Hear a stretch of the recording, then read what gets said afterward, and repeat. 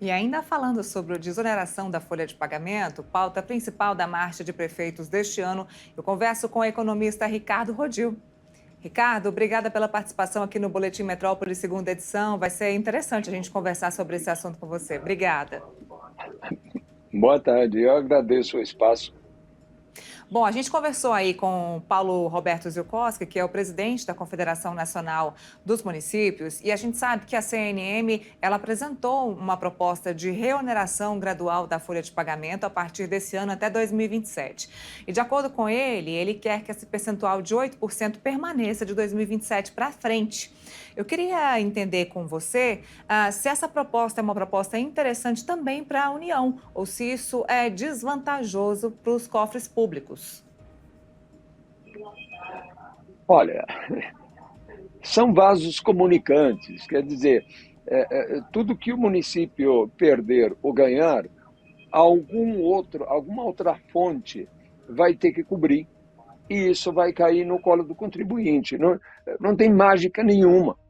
Então, se você falar, eu, particularmente, seria muito mais favorável à desoneração dos municípios. Por quê? Porque é nos municípios que acontece a vida das pessoas. Então, os municípios que conhecem bem as necessidades. Então, quanto mais recursos deixar no município e não em níveis superiores, mais eficiente será o gasto público. Lógico que pode ter excessos, pela desoneração, alguns prefeitos podem se ver tentados a ampliar o número de servidores públicos, mas, de um modo geral, como princípio, a desoneração seria realmente uma coisa mais interessante do ponto de vista da eficiência do gasto público. Agora, nós não estamos falando necessariamente de coisas razoáveis, nós estamos falando de política. Política encontros, desencontros, concertos e desconcertos. Então, quem pode mais chora menos, você sabe? Então, a saída dos municípios no sentido de reonerar ou de maneira gradual ou ficar mesmo no 8%, é uma saída defendendo a parte deles, mas se pensar que isso vai onerar o governo federal e mais que o governo federal, estamos falando do sistema previdenciário geral, certo? Aí nós estamos falando de um buraco que tende a ser cada dia maior. Então, alguma solução não existe, mas alguma composição vai ter que haver para que esse sistema previdenciário geral, o chamado geral, Previdência Geral, realmente saia ou evite de alargar o buraco. Para mim, esse é o ponto, assim, colocado em palavras bem simples. Bom, para contextualizar quem está assistindo a gente não está entendendo nada, essa desoneração da folha de pagamento, ela existe desde o governo Dilma, do governo da ex-presidente Dilma, e ela então vem facilitando o pagamento, o não pagamento de impostos na folha de Não. 17 setores da economia e também desses municípios de até 157 mil habitantes. Agora, o governo federal, desde o ano passado, era contra a continuação da desoneração, queria derrubar a desoneração e acabou entrando, ajuizando com isso na justiça. A AGU também estava no meio, teve uma posição da AGU e também teve uma posição agora do ministro do Supremo Tribunal Federal. O que a gente sabe é que agora esse assunto vai ser discutido no Congresso Nacional, pauta para o Congresso Nacional discutir agora, inclusive o presidente do Congresso, Rodrigo Pacheco, deixou muito bem claro que isso não é assunto para o governo federal e que isso é assunto para que o Congresso possa discutir. Pois bem, agora a gente viu que a CNM, então, fez essa proposta de reoneração gradual desse ano até 2027. A gente aguarda que o Congresso possa debater esse assunto. E na entrevista do Dr. Paulo Zielkowski, ele disse também que ele quer aprovar um combo, que se esse combo não for aprovado, esse combo não seria vantajoso para ele. Esse combo seria, como você bem disse, Previdência, seria Refis e também a reoneração da folha de pagamento. Tudo isso seria um combo, a gente pode dizer, um pouco otimista demais ou ele é realmente viável? Normalmente a gente pede demais para ter elementos para negociar. Então, eu acho absolutamente legítimo a confederação brigar por N coisas, sabendo que algumas vão ficar pelo caminho. Agora, como eu disse antes, são vasos comunicantes. Tudo que faltar no município em termos de orçamento vai cair em algum outro nível do Estado ou no nível federal. Porque se o município se endividar cada vez mais, vai ser praticamente impossível refinanciar dívida ou fazer qualquer outro tipo de manobra. Então, vão brigar por quê? Por uma maior coparticipação dos impostos federais. Quer dizer,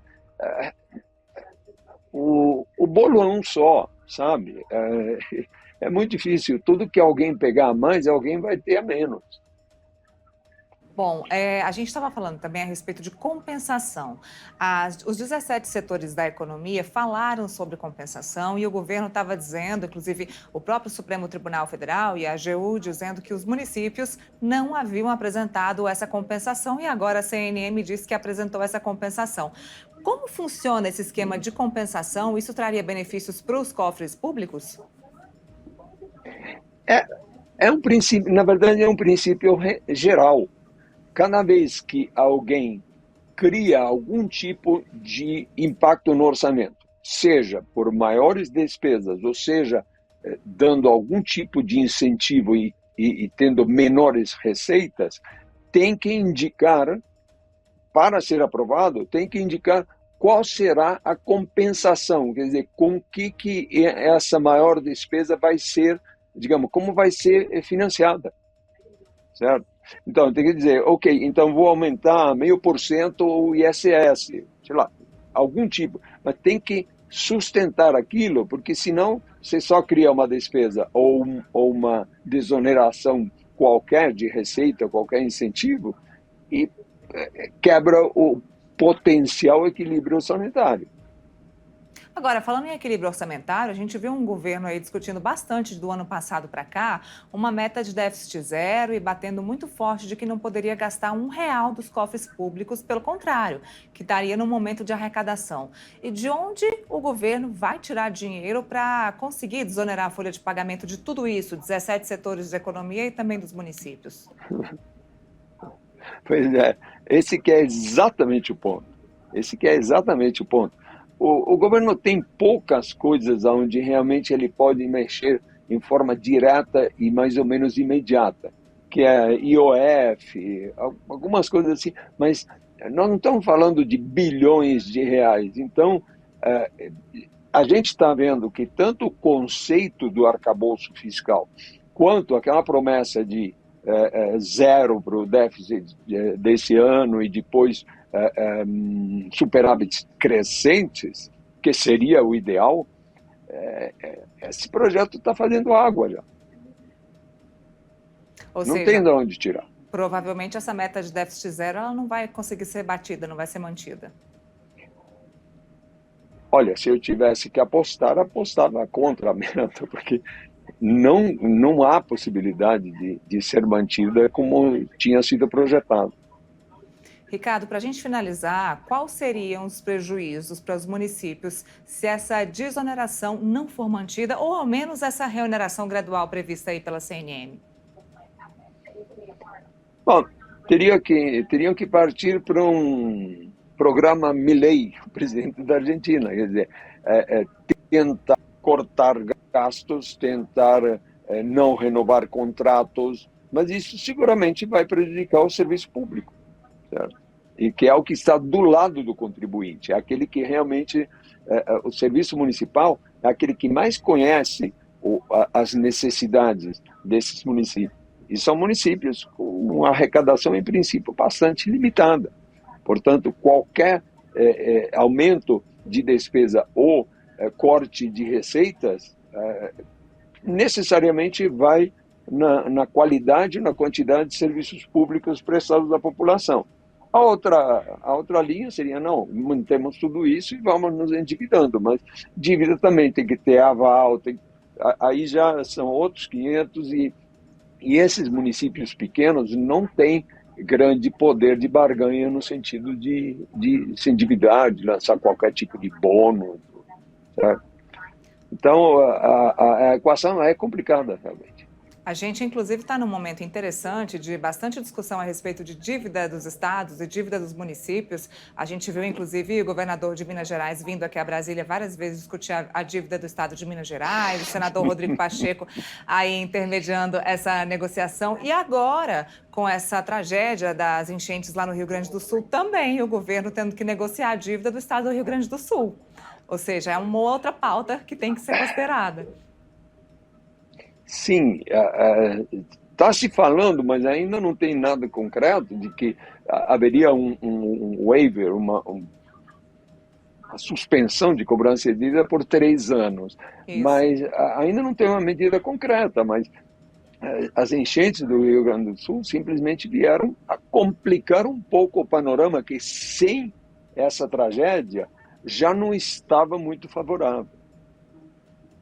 Um valor alto. A gente viu o ministro da Fazenda, Fernando Haddad, falar que chegaria a 11 bilhões de reais aí por 3 anos, claro, sem contar os juros que seriam incididos sobre esse valor. Mas esse é um assunto para uma outra pauta e, claro, o que tiver de mudança aí nessa questão, a gente volta a te chamar para conversar com a gente. Obrigada pela sua participação. Perfeito.